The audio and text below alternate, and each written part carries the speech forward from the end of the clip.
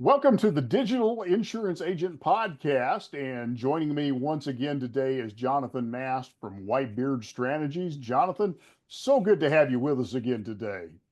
Well, thanks for having me back, Carl. I'm looking forward to a continued conversation. Fantastic. Well, it's been a while since you've been with us, and so we're going to jump in today. And we've entitled today's episode Beyond the Buzz, AI driven productivity, profitability, and performance for entrepreneurs in 2025. And so let's kind of dive into this, this growing role of AI in small business. And so, when you were last here, AI was just coming onto the scene, just making the splash, and it's definitely gone from being experimental in many businesses to being absolutely essential. What's really the most important shift that you're seeing right now in how business owners and entrepreneurs are adopting AI currently?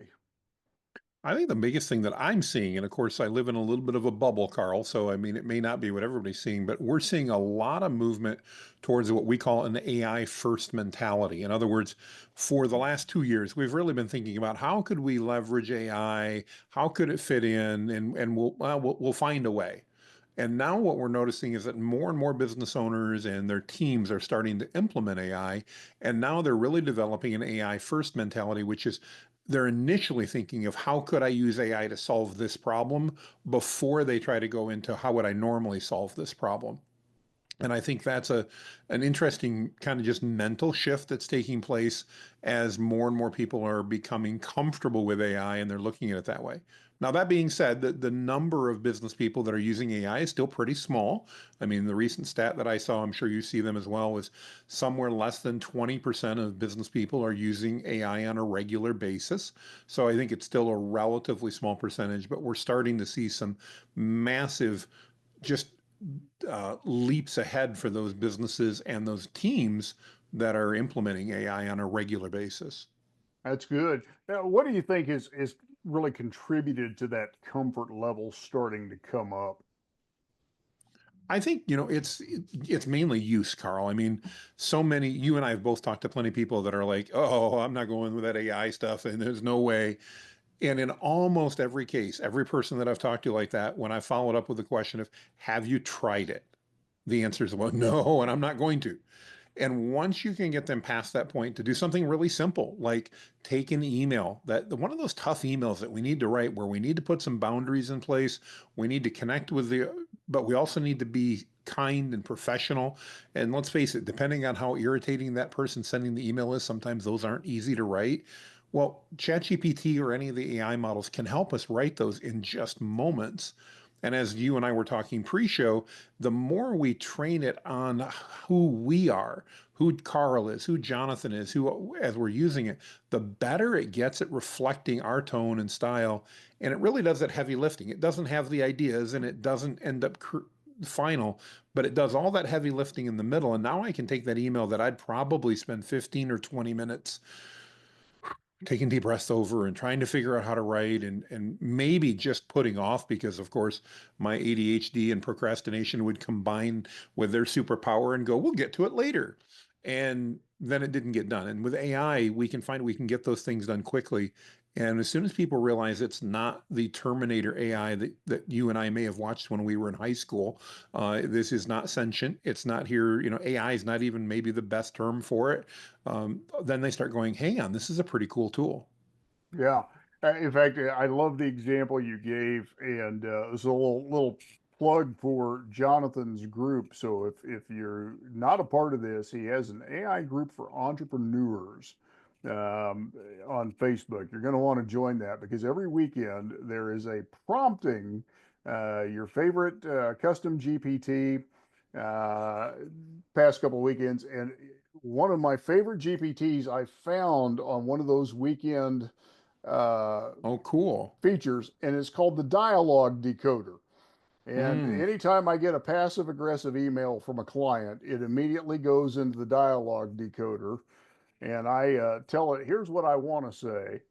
And I have the dialogue decoder help me craft my response to match up to the intent of the person sending me that message. So I loved that example, but I also wanted to plug that one of my go-to tools in AI came from your group, and it is that custom GPT. I probably use that thing 2 or 3 times a week, I where love to hear that. where I've got this email that I would just grind on, or I would shove it to the side, Yes. or being my natural self, I would send an email that would make the outcome worse. Yes, guilty as charged. I've been there too. Yeah, absolutely. So that's perfect. So you speak often about AI's triple benefit: saving Yeah. time, boosting margins, and delivering value. Which of those benefits are most quickly realized by the businesses that are implementing AI today, as you are interacting with business owners? To me, it's saving time. That's the one that first seems to jump up because, again, I'll use an example. I may have shared this one with you recently, but we worked with a roofing company, and the roofing company had multiple subcontractors that was doing its work, going out to the homes, doing the roof repair, doing the roof installs, and they needed an SOP for a standard operating procedure for the foreman. Basically, when they got on site, how were they supposed to greet the homeowner? What were they supposed to say in order to set some expectations to obviously improve results overall, improve the response and the ratings. And he was talking to me, he goes, I've got it all up here in my head. I know what I want them to do, but how do I get every one of my foremen to do that? And I'm like, well, let's just explain to ChatGPT what you would do. So if you were the foreman, and we literally went in and took about 10 minutes and we just explained, all right, here we're going to explain how this process works. And he addressed what he wanted done. And then we said, great, turn this into a standard operating procedure that we can now give to each of the foremen to use. And he's like, well, that's really cool. And by the way, we did all this creation and everything in under 20 minutes. And then he says, but how do I make them use it? And I said, we went back to ChatGPT and said, now let's create a checklist that the foreman's responsible for submitting at the end of the day for every new job they're on. Literally about 43 seconds later, and it's done. And so in under 25 minutes now, we took something that was in an owner's head. We've all been as business owners in that spot where we know what we want to have done, but we can't figure out how to explain it. And that means a lot of times we don't explain it, and then it doesn't happen the way we want. To documented with a checklist, matching what's in the head perfectly, but with a few improvements on top of that. Those are the type of things that save time because in the past, as an owner, most of us would have we would have never gotten around to it until we had a real problem. A homeowner blows up because it was bad communication or whatever. And then we'd be frustrated to have to deal with it because it would be common sense to us. And that might take an hour or two of just pondering through, sketching it out. And it probably wouldn't be that great when it be done. It would probably involve a little bit of, less than pleasant conversations with some of our foremen, or at least with the air around us as we were, getting frustrated about that process. Now, again, in just minutes, we can get things like that done, codified, and ready to use for our team, and everybody wins in the process. It's fantastic. Yeah, I think for us, certainly one of the things that's been valuable in our organization is taking that stuff and just getting it out of my head Mm-hmm. as a leader and getting it into a deliverable checklist form that other people can follow. So I love that. So let's talk about this idea of going from manual to scalable, and automating some of these core functions within the business. So practically, what AI tools are helping business owners get back some of those valuable hours every week? And what would you say are the low hanging fruit pieces that every business really should be automating first? I think from a tool perspective, it's really pretty simple. And that's that from a tool perspective, the tool that you have available to you right now in your business is probably the one you should be using. And in other words, let me make that clear. As entrepreneurs, we shouldn't be chasing the next bright, shiny object. Because if we've got access to ChatGPT, or we have access to Claude, or we have access to Gemini, maybe even Copilot if we're a Microsoft shop, that tool can do so much for us out of the box and help us move so far ahead of our competition that we don't need to find the perfect tool. We already have an amazing tool in front of us that we can use. So I think the first thing I want to address there is just what tool should I be using? And I think it really needs to be simple. You need to use the tool that's available to you that you already have. And if you don't, my recommendation, start with ChatGPT. It's probably the broadest, tons of flexibility, tons of things we can do with it. And again, it's $20 a month to get started on the Pro plan. And you can even, or Plus plan, you can even start for free if you really want to, just to see how valuable it can be for you. So I don't know. There's a second part that I missed because I jumped on my soapbox. But what was the second part there, Carl? Yeah, that second part is what are the low-hanging fruit tasks that really Mm, every business owner should be looking to automate first? What way, any business owner you're talking to, if you were to just sit across from them and say, you really need to get that off your plate, just business owner to business owner that you see most business owners bogging down with, what would you say those are?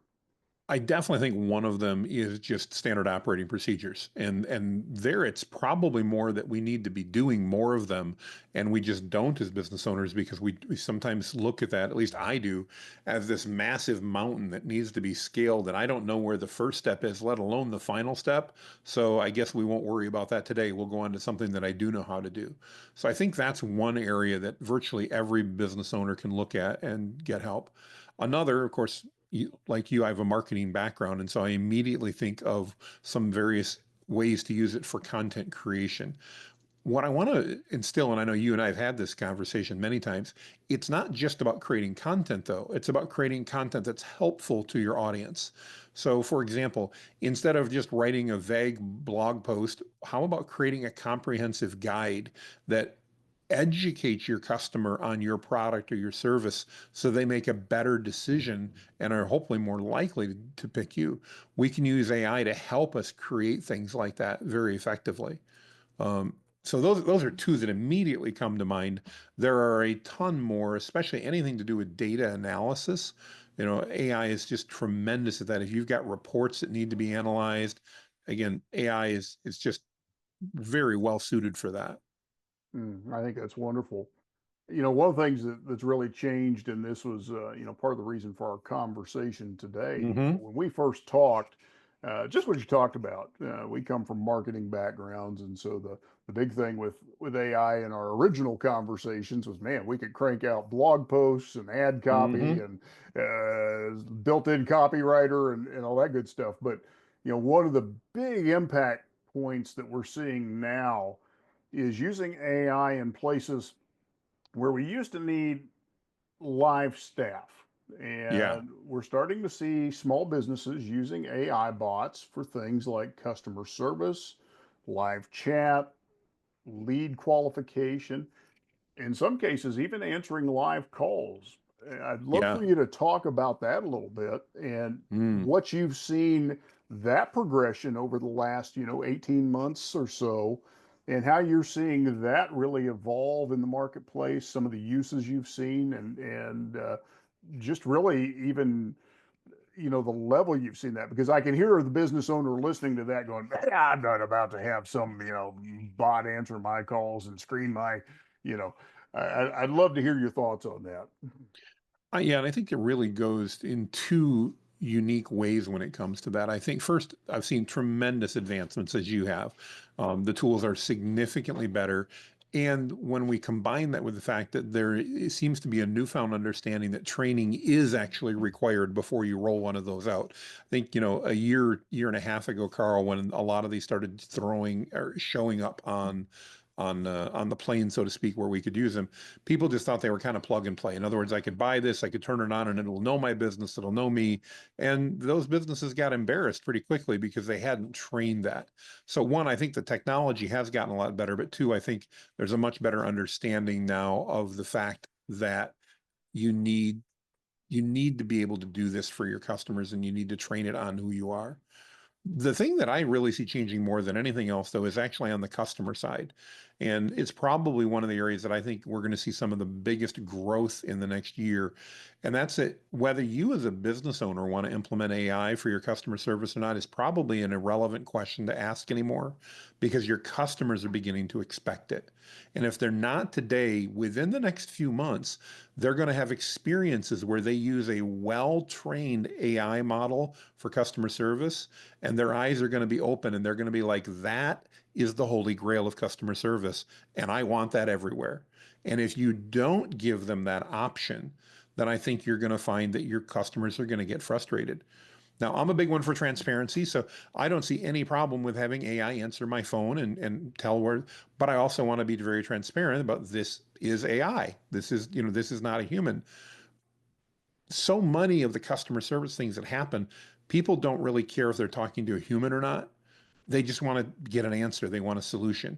And we've been conditioned, at least in North America, for that because for years and years, more like decades and decades, we've been trying to interpret people that are on the other side of the world that don't speak English as a first language, that are picking up the phone and answering our calls and not able to give us any answers.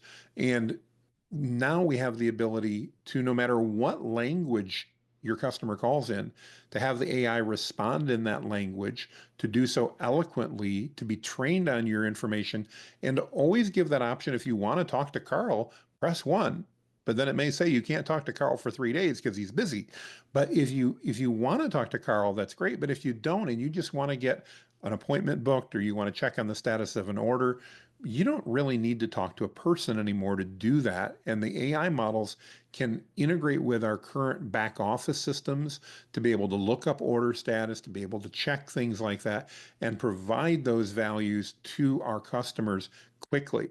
Those AI agents never get sick. They never get too busy. They never have a bad day. They're always going to operate consistently. And I think customers are very quickly going to be at a point where they're going to be expecting that if they're going to do business with you.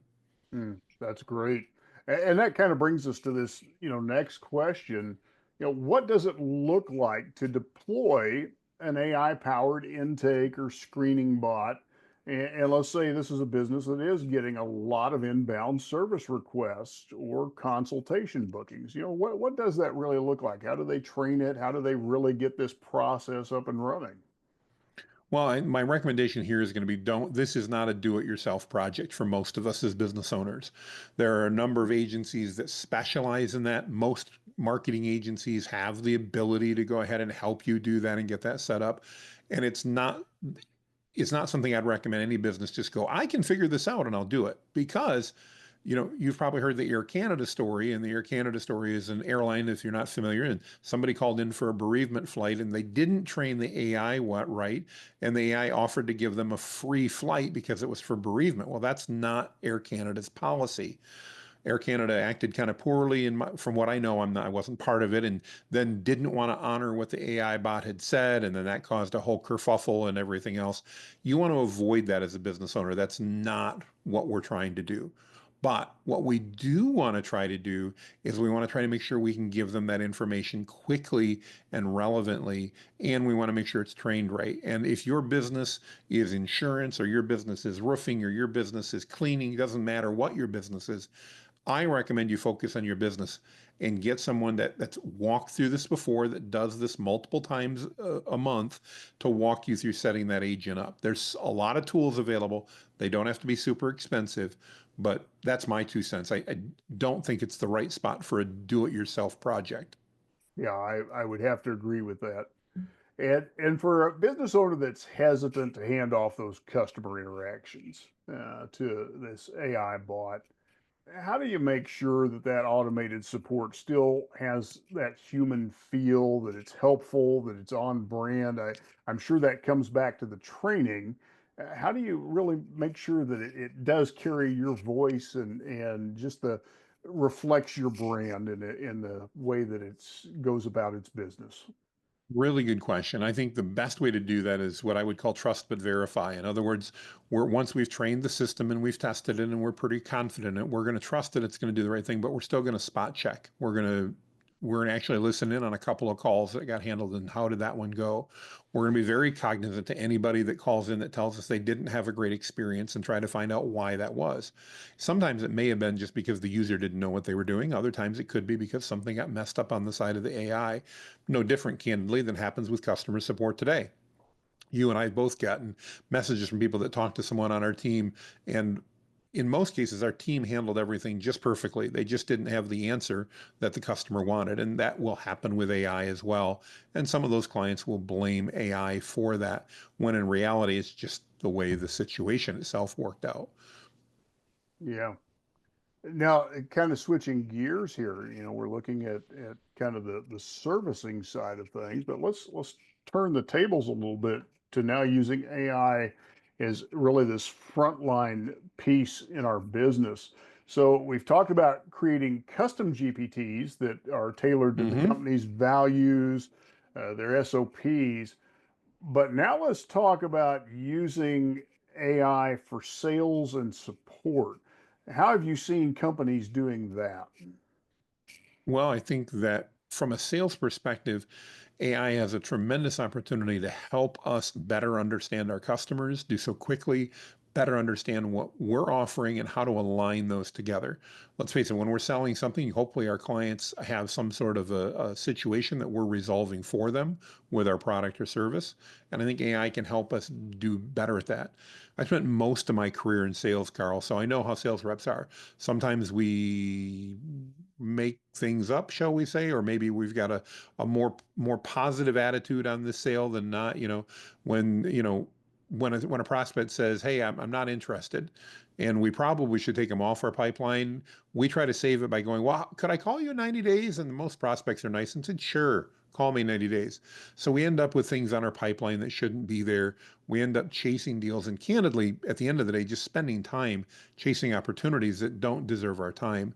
And I think that's one of the areas in the sales side that AI really provides huge value in its ability to actually help us keep our teams focused on the deals that matter, to be taking advantage of those that may be close and finding ways to help the sales rep make that deal happen, by providing them with guidance and counsel and just paying attention. Everything we do nowadays tends to be online or recorded in some capacity. And if that's the case, that means that we can get a transcript. That transcript can be fed to AI. AI can be trained on our sales systems and then can help our sales reps manage each individual opportunity in the best way possible. Yeah, I love that thought that you brought up. I think it's one of the most overlooked uses of AI in the sales process is actually having AI critique our actual sales encounters, knowing our Hmm. sales process, going through that transcript, helping us identify here's a place where this could have been handled differently. Here was an opportunity, and a great way to help us up our level in sales. I know oftentimes I'm talking to my clients about increasing their level of conversions on the Correct. back end so they don't have to increase their ad spend on the front end. So what a great thought there for us. Now, the also, as you talk about this, we're seeing AI bots help qualify leads before human Hmm. ever gets involved. So let's talk about some of the best practices in having AI do lead scoring and segmentation without turning prospects off. What are some of the ways that AI can be utilized in this way? Well, AI is great at doing two things here that I think are helpful. One is asking questions, and two is analyzing results or analyzing data that comes back. And so I think, thinking my own self, if I want to purchase something, if I want to talk to somebody about a product, most of the times I'm just looking to confirm some information.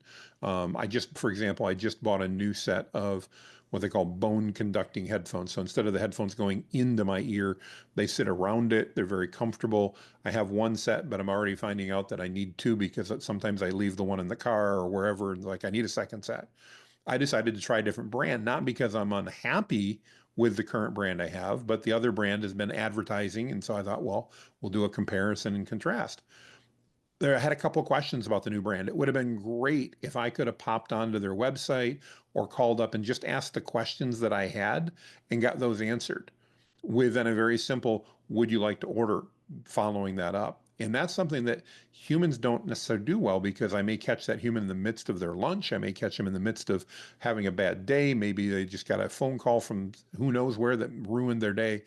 With AI, none of that happens, and it has that data, and we can constrain that to the data that it actually has. So using some of the newest tools, in the old days when we started, AI had all of its training data plus whatever we gave it. Now we've actually shrank that in many ways, and in a good way for AI bots, we've only given it information about our company. And so it's then trained that if it can't find it, it simply says, I can't locate that. Could I connect you with Carl? That's a great solution to take versus making something up at that point. So I think, and I forgot now the really where we were starting from, but just that ability to really ask questions and to analyze data quickly to actually help customers. The last study I saw, and I don't have the exact number, but a huge number of people that want to buy products actually don't want to talk to a sales rep and be sold. What they really want is information to answer their questions so they can make a buying decision. And AI can do that probably better than most humans can. That's excellent. So really, it's all about something we've heard all along: ask better questions. Yeah, absolutely. Excellent. So let's kind of switch gears. You and I, coming from a marketing background, this would be fun little deviation for us. Sure.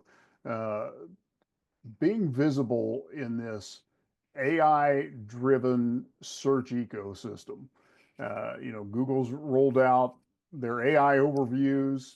Gemini search is reshaping how people discover and trust businesses. So, what are the content strategies that are Mm, winning in this new AI-driven landscape? great question. And I think it's one that and I don't know, we have not talked about this. So I'm not even sure we'll agree on this one, Carl, but that's all right. That'll make for a good discussion. I think that AI has really changed the way in which the search engines are now categorizing content. Let's face it, just a couple years ago, if you were a chiropractor in Jacksonville, Florida, probably the best thing you could be ranked for was chiropractor in Jacksonville, Florida. Maybe best chiropractor in Jacksonville, Florida, things like that. And nowadays, well, I'm not saying that's irrelevant.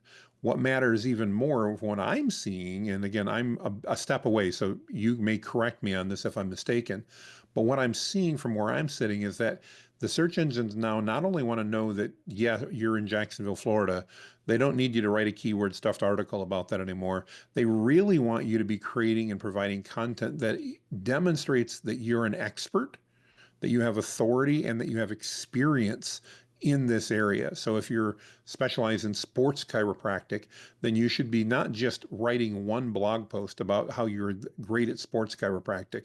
You should be creating lots of content, dozens of blog posts and dozens of social posts, and don't forget with our phone, dozens of videos helping people understand, really providing value. I think the search engines are almost looking for us now to be seen as that expert. They want to see that you've got a library of valuable content. And the great news is with AI, it's easier than ever to create valuable content when we train it in our tone and style. And so I think what AI means for content marketing is more content that's more targeted and that is ultimately more helpful to our users. Absolutely. Yeah. You and I have talked previously on a number of occasions about this idea of topical authority. Yes. Not, it's no longer about being keyword driven, and I Hmm. often talk to our clients about Google used to care about do you have the right keywords in the right places and the right backlinks, but now it's about do you have the validating noise everywhere else that says you are the expert worthy of those rankings, Hmm. and your authority, your expertise, your topical authority in that subject matter um, is a key component of that. And so that kind of brings up just what you said. It's not about writing this content; it's about this digital footprint, which Mm. encompasses more than just your written content. It is those social posts. It is the video content, and something that I've been pointing out to my clients here recently. In just the last month or so, if you pull a Google search, there's now a short video Yes. section. There's now a forum section on that Google search, and so you can see what the footprint now incorporates as well. So when we talk about now there's this larger footprint I have to think about. I used to go to Hmm. my marketing company and say, "Hey, I need you to help me with my SEO." Now in 2025, I've got to think about my full digital footprint. How does Absolutely. AI help me scale and create this more effective footprint? Well, I think first, it allows us to personalize that content. So maybe not necessarily for you, Carl, or for me, Jonathan, but it can understand and allow us to segment our audience much more so that we can create content that directly appeals to them. So, Carl, in our case, if they want to reach out to say, if you've got a goatee or a beard and wear glasses and you're over 45, we want to talk to you. Hang on, that's me. And it gives us that ability to do that and create content that really targets that audience in a manner that fits them.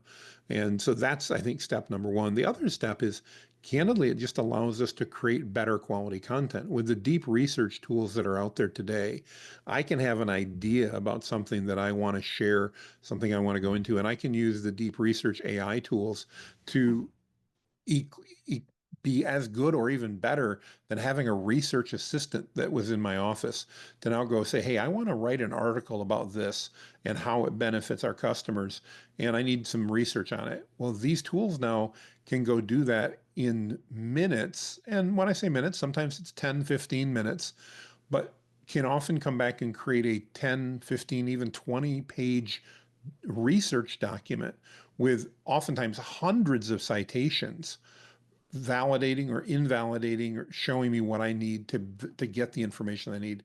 And so ultimately, that vast ability to get information that's relevant to our audience and relevant to the point we're getting, I think AI allows us to create better content at scale, and both are going to be important. That's excellent.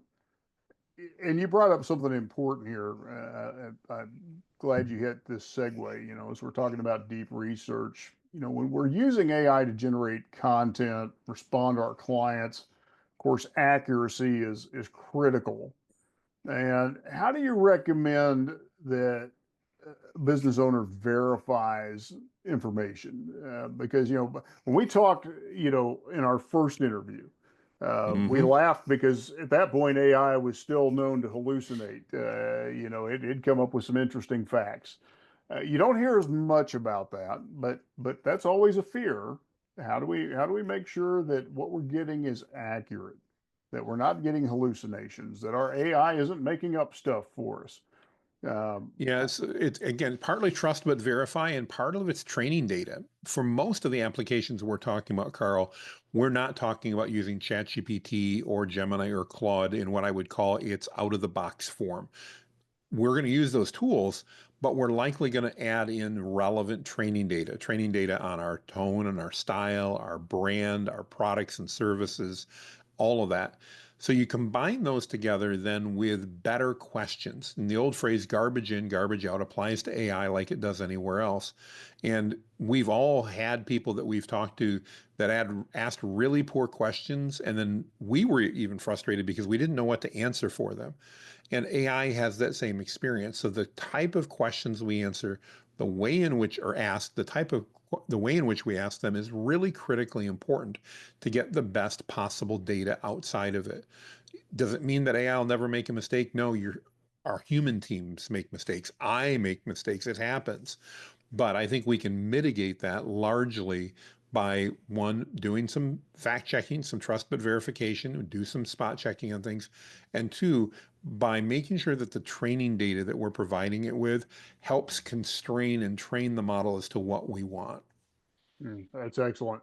Yeah, I think this is a great point that you bring out, and I'm glad you hit on it. It's not just out of the box. I think that's one of the things people Mm. misunderstand. If you're just going to go out to Chat GPT, get your free account, and tell it to write stuff, you're going to get hurt.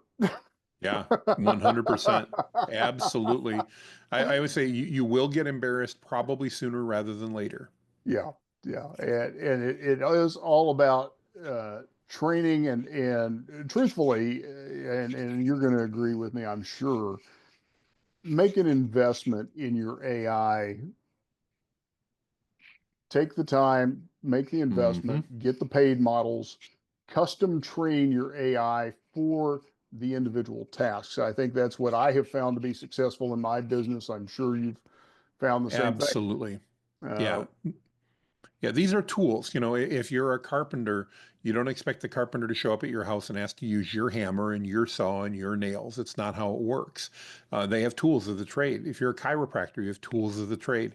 We all do, regardless of where we're at. And for most businesses today, those AI tools are part of it. Here's the good news is, I subscribe to virtually everyone on earth that matters as far as tools. And I say that matters because that's not everyone. And as a result, I still only spend a few $100s a month for myself and my team to have access. And we've got a team of 9 people now.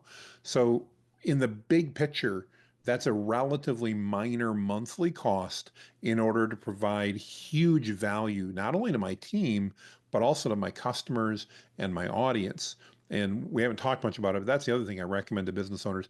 Empower your team to use these tools as well, because if you've got, I'll take myself, I've got 9 people on staff. If everybody on my staff saves 30 minutes a day, that's 4.5 man hours or person hours every single day that we've gotten back at zero extra cost, other than maybe the AI. And when you start leveraging that, it quickly turns into an hour to 2 hours a day for most employees. And that means they get more work done, they get to focus on the stuff that matters. And probably most importantly, they're less stressed because they now don't get to the end of the day and always have more stuff to do than they have time to do it. Absolutely. And we segued into this, more than just speed. Um, as an entrepreneur, as a business owner, we're looking for strategic results. And so we're going to use AI for these specialized tasks, just like you Hmm. said. Just like you've got a tool for this, you've got a tool for this. You're going to use AI for different things. I know one of the things that I appreciate about you, you have actually created AIs for different, I'm going to call them strategic positions within your Oh, yeah. company.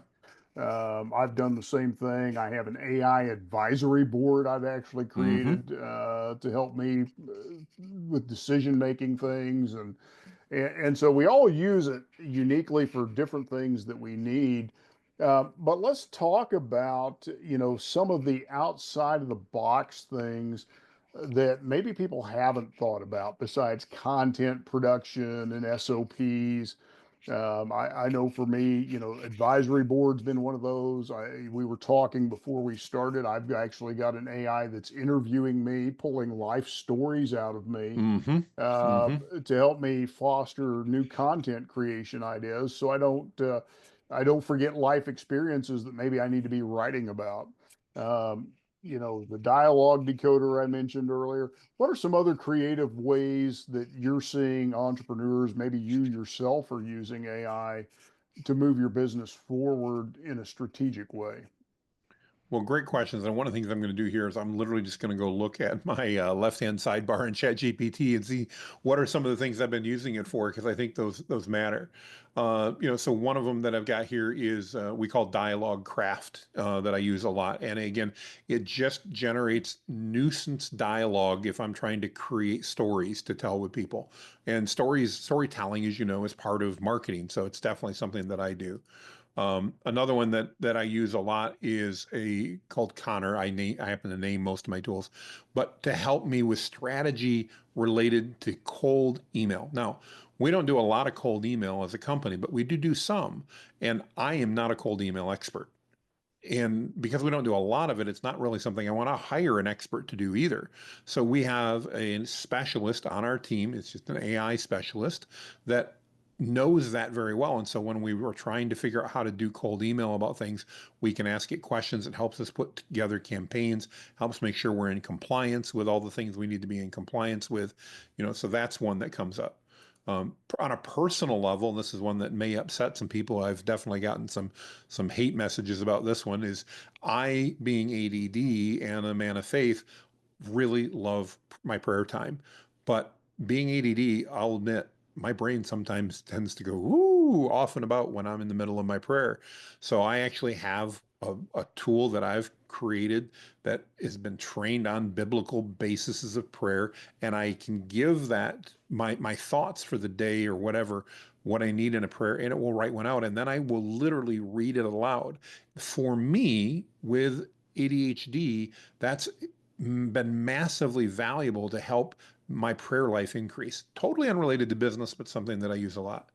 Probably the one that I use the most is one that I call Viral Wave, and it's writes social media content for me. I know you said not just marketing, but that's one that comes up. Another one.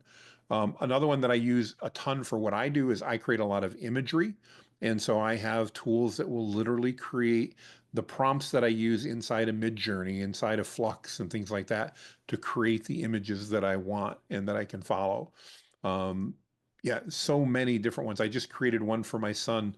Uh, he's 17. He's getting ready to take the SAT and the ACT tests.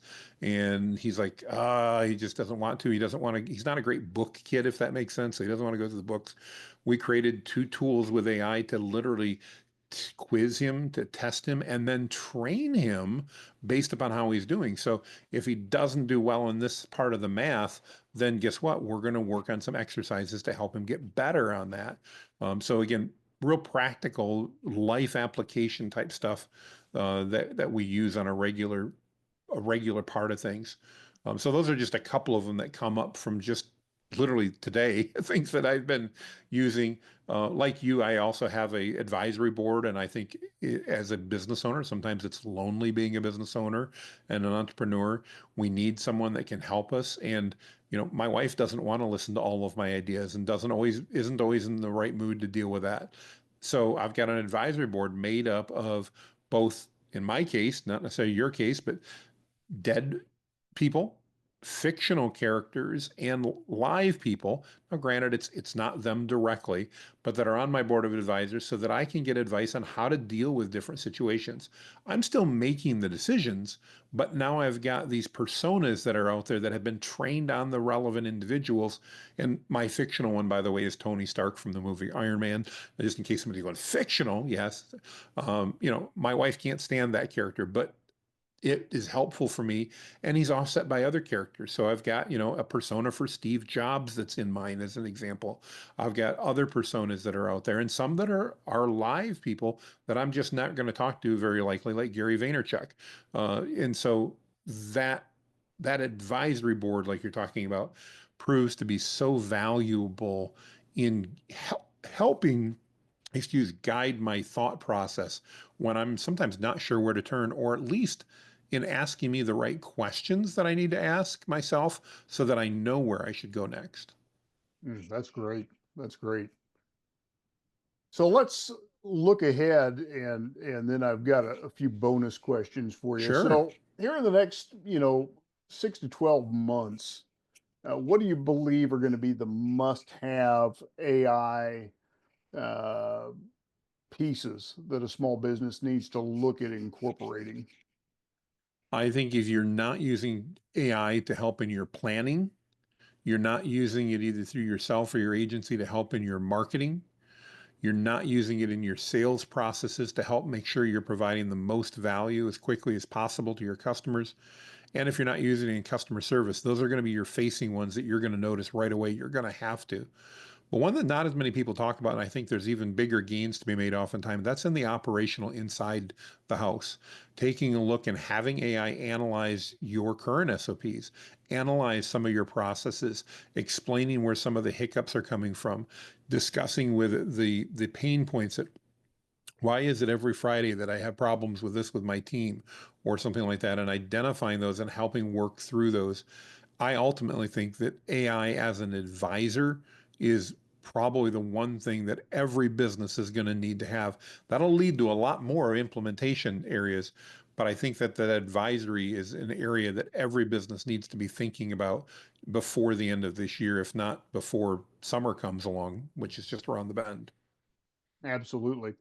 And then for a business owner who thinks they've missed the boat, obviously we're just getting started. No, yeah, you have not. Now, if you wait till the end of this year, it might be a little harder to catch up, but you have not missed it. The latest statistic I saw said less than 20% of businesses are using AI regularly, and regularly in that study was defined as once per day. Well, I prompt hundreds of times a day. I'm sure you do as well. It kind of goes to that AI first mentality of that's where I want to start with. And you have not missed the boat. It is not too late, but it is the time to do it if you want to get the maximum value and leap ahead of your competition. Fantastic. And then if somebody could start with just one AI system this month to get the ball rolling, which one would it be and why? You're talking software or implementation. Implementation. If you're talking implementation, I think the first thing that I would do is I would put together a bunch of my content that had created for us, our website, things like that. I would train an AI model on your company, your products, your services, who you serve, your values, your mission, your tone, your style, and I would provide that to every employee on my team and say when we need to respond to customer service inquiries, when we need to respond to sales inquiries, when we need to do anything like that, we need vendor stuff. Use this to help you craft that communication. It'll then be trained effectively on who you are, and I think you'll save your team just tremendous amounts of time right out of the blocks. And which AI model would you encourage them to start with if they were going to do that process? If they're using, again, the one they have in front of them is probably best. So if you're a Microsoft shop, it's going to probably be Copilot. If you're a Google shop, Gemini. If you have access to ChatGPT, it's a tremendous tool, and that's where I'd start. And Claude is another one. And if you just go, man, there's way too many tools. Can I just get started for free? Yes, you can start with almost all those tools for free, but you can also take a look at tools from Meta, like Meta.ai and Mistral out of France, that are tools that you can use that literally have virtually no cost to you. And while they may not be the perfect tool in every scenario, Carl, I always compare it to automobiles. I don't know what brand of automobiles you drive, doesn't really matter. I've historically driven Hondas. I like my Hondas, and it started because I rode Honda motorcycles. And yet, if we decide to go to dinner, and I'm going out with a buddy of mine who happens to love Chevy, we're both going to show up at dinner. We're both going to get there. We're both going to think we took the best vehicle to get there. And as long as we don't switch keys and he has to drive my Honda home and I have to drive his Chevy home, we're all going to be happy. And that same really is true of AI models. Whatever one you have likely will work very well for you. Down the road, you may develop some preferences, but it's kind of like that first car. You just wanted to get behind the wheel and drive. And that's where you should start with AI. Fantastic. Well, let's end up with a couple of lightning round questions for you here.